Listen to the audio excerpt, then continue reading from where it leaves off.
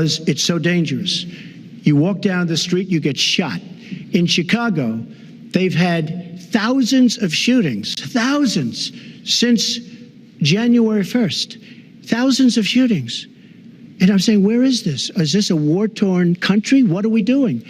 And we have to stop the violence. We have to bring back law and order in a place like Chicago, where thousands of people have been killed, thousands over the last number of years. In fact, almost 4,000 have been killed since Barack Obama became president. Almost 4,000 people in Chicago have been killed. We have to bring back law and order. Now, whether or not in a place like Chicago you do stop and frisk, which worked very well, Mayor Giuliani is here, it worked very well in New York. It brought the crime rate way down. But you take the gun away from criminals that shouldn't be having it. We have gangs roaming the street, and in many cases, they're illegally here, illegal immigrants, and they have guns, and they shoot people.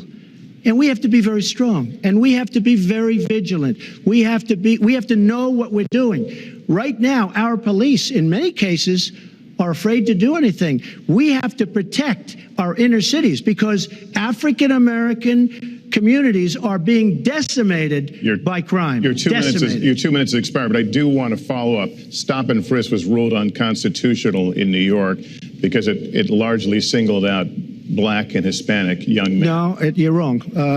It went before a judge who was a very against police judge. It was taken away from her, and our new mayor, refused to go forward with the case. They would have won an appeal. If you look at it throughout the country, there are many places where the argument is that it's a form of racial profiling. No, the argument is that we have to take the guns away from these people that have them and that are bad people that shouldn't have them.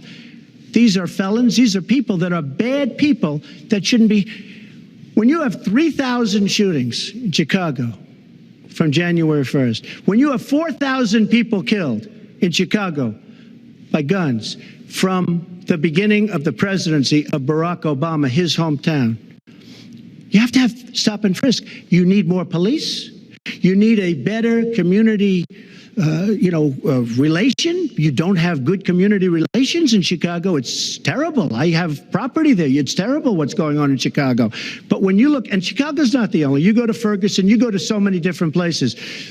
You need better relationships. I agree with Secretary Clinton on this. You need better relationships between the communities and the police, because in some cases it's not good.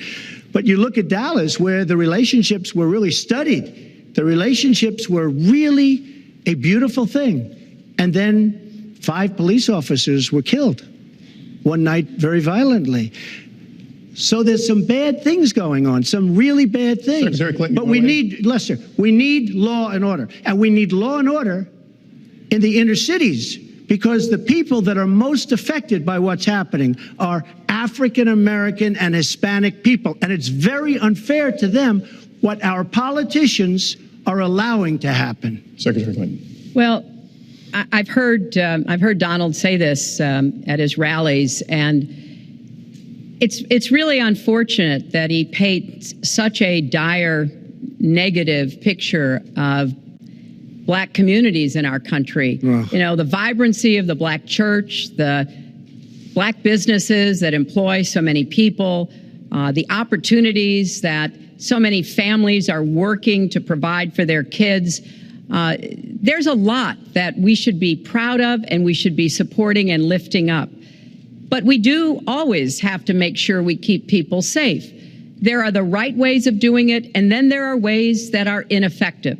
Stop and frisk was found to be unconstitutional, and in part because it was ineffective. It did not do what it needed to do. Now, I believe in community policing, and in fact, violent crime is 1/2 of what it was in 1991. Property crime is down 40%. We just don't want to see it creep back up. We've had